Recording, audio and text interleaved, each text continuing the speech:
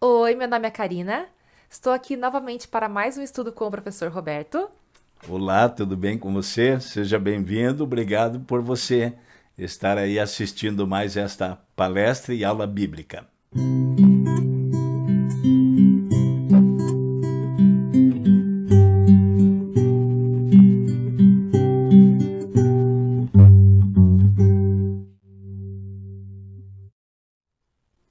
E para começarmos o nosso estudo, gostaria de convidar você para orar conosco.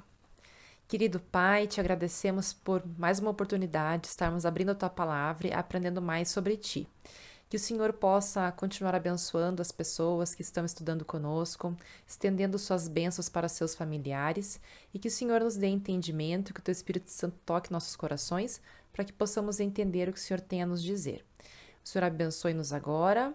Te pedimos essas bênçãos e te agradecemos, não porque haja mérito em nós, mas em nome para o amor de Jesus. Amém. Amém. Professor, então, o que nós vamos estudar hoje? O que nós estudamos nas últimas aulas? Qual que vai ser a nossa continuação? Ok. Nós estudamos sobre Daniel capítulo 7 e Apocalipse capítulo 13, que estão interligados, e nós vimos as 13 características desse chifre pequenininho de Daniel capítulo 7, ou a besta do Apocalipse capítulo 13.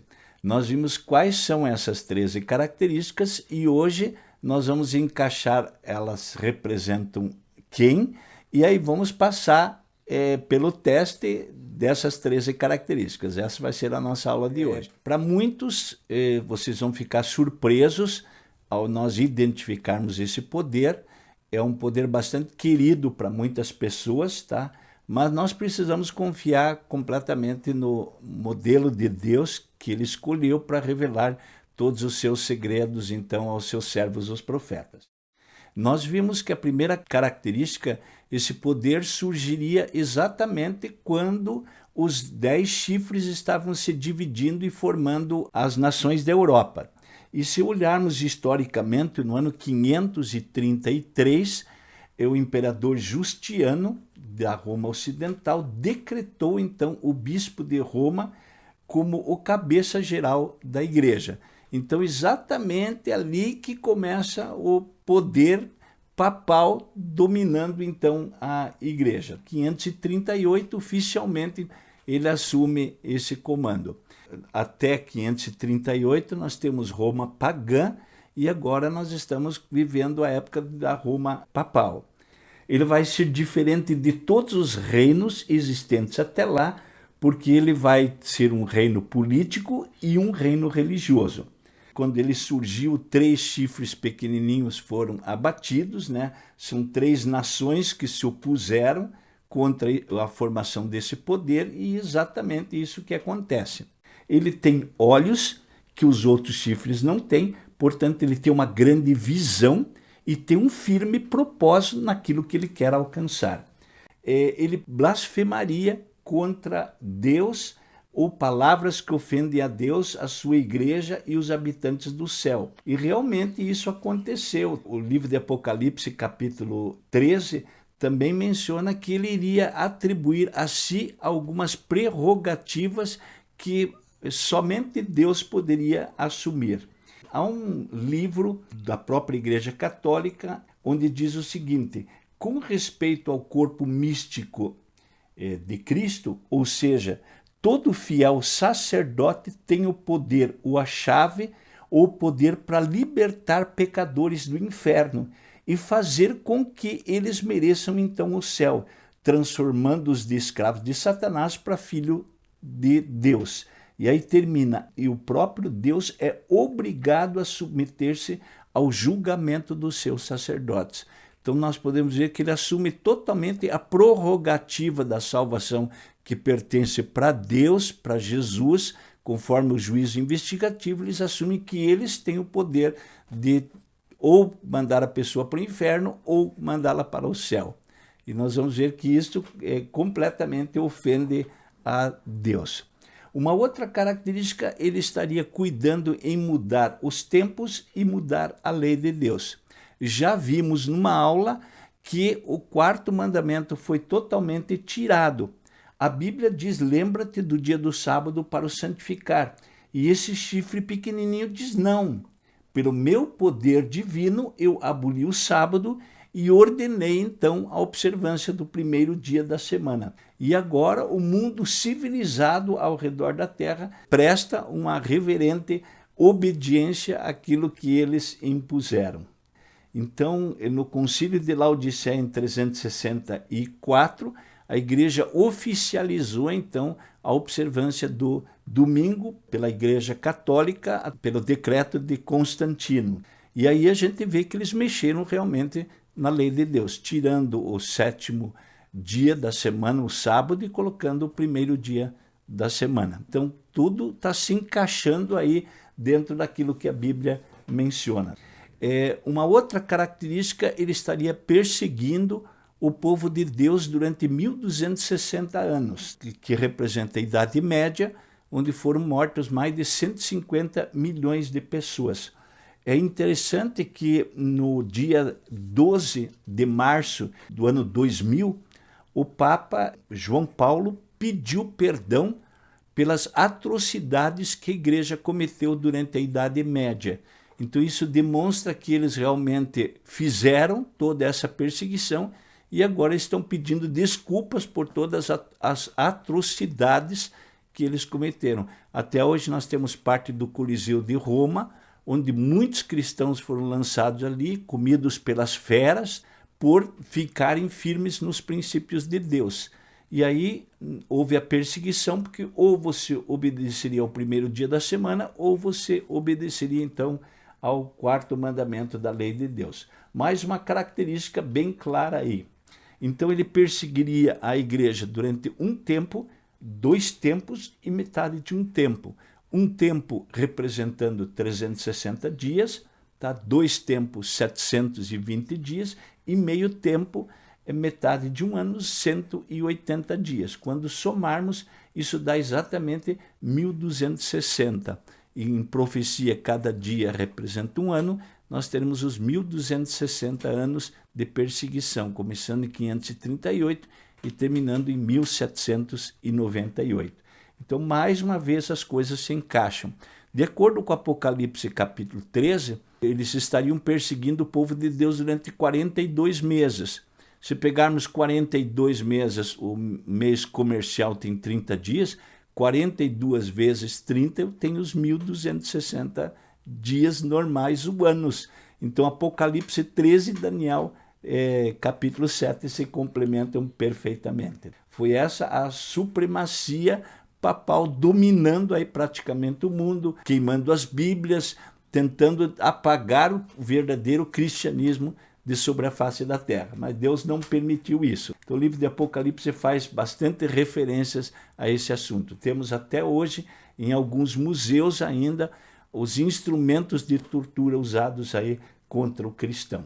Então, começando em 538 e terminando, então, em 1798, que foram a época da Inquisição e das grandes cruzadas aí contra o cristianismo. Apocalipse 13, 3 menciona que esse chifre pequenininho seria quebrado, mas depois voltaria novamente a existir. E quando olhamos historicamente no dia 10 de fevereiro de 1798, o general francês Berthier entrou em Roma, prendeu o Papa, tirou todos o seu poder e os seus bens, e pouco tempo depois, o Benedito Mussolini assinou novamente um documento, em 1929, dando toda a autonomia para que esse chifre pequenininho pudesse voltar a existir. Então a gente vê como tudo se encaixa perfeitamente. É um chifre muito pequeno, a Bíblia diz, porque exatamente é o menor país que nós temos no mundo, com 108 acres apenas de extensão. Então a Bíblia também confirma isso. Daniel capítulo 7 menciona que enquanto esse poder estaria atuando, começaria no céu o juízo investigativo. Uma aula que nós já temos, tá?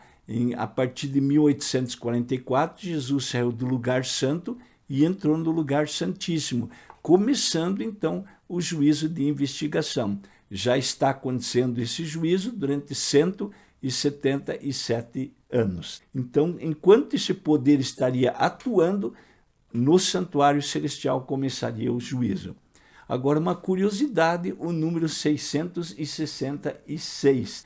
Nós temos em muitos amuletos um código que sempre foi usado, cujos números, da maneira como você conta de alto para baixo ou lateralmente, sempre dá 111. Como são 6, dá sempre o número 666.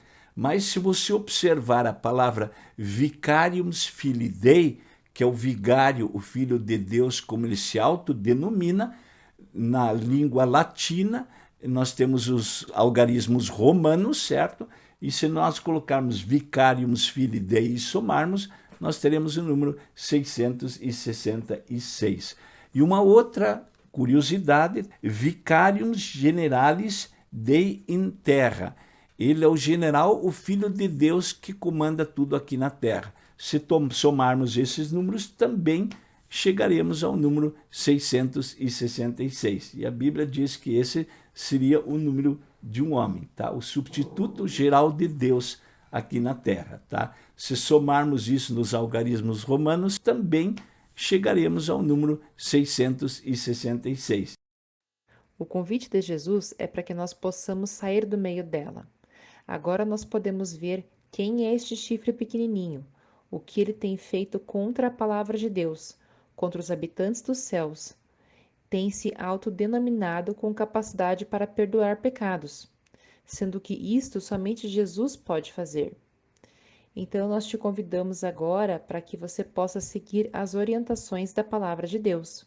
Que Deus possa ricamente te abençoar, e agora que sabemos o que representa, né, que nós possamos termos o nosso nome gravado no livro da vida, porque a Bíblia diz que todos vão segui-lo, adorá-lo, menos aqueles que têm o nome registrado no livro da vida. A 13ª característica é que esse chifre pequenininho vai estar atuando até a volta de Jesus, e ele vai ser destruído no momento em que Cristo Jesus retornar a essa terra. Que você possa seguir a palavra de Deus e que essa aula tenha aberto o seu conhecimento aqui para você ver como a Bíblia é maravilhosa e que esse poder cumpre todas as características. Eu fecho em aula, algumas pessoas, historiadores e estudiosos da Bíblia, aplicam a Antíoco Bifames essa característica, mas a gente vai ver que está totalmente fora, porque ele governou na Síria do ano 175 até o ano 164 antes de Jesus. Então o poder surgiria bem depois, e ele não se encaixa em nenhuma dessas características. Ele perseguiu o povo de Deus durante 1260 anos, ele nem viveu tudo isso. Tá?